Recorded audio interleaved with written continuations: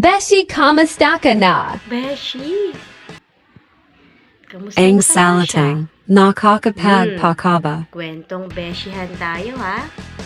Tama-tamaan, huwag magagalit. Oops! May nag-PM. Uy, kamusta ka na? Pagtataka naman kung bakit nangangamusta na biglaan. Nakay-tagal naman hindi nagpaparamdam.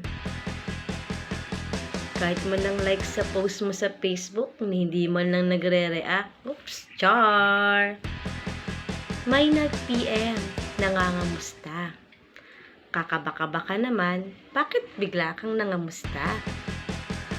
And the next step naman, Beshi, diba?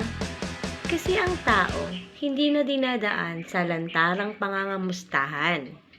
O kaya naman, pupunta sa bahay mo or gagawa ng isang schedule para ka lang makausap.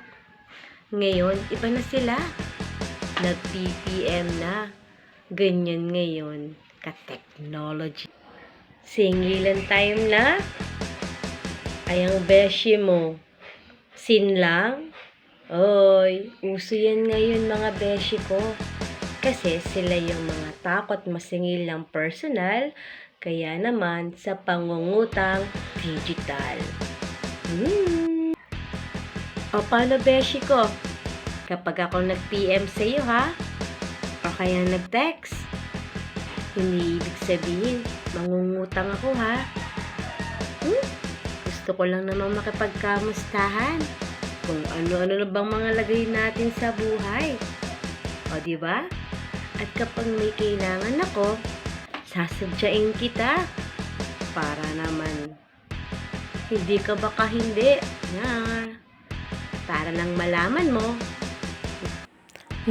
Para malaman mo na seryoso ako sa usap. Dahil nag-PM at nag-react ka.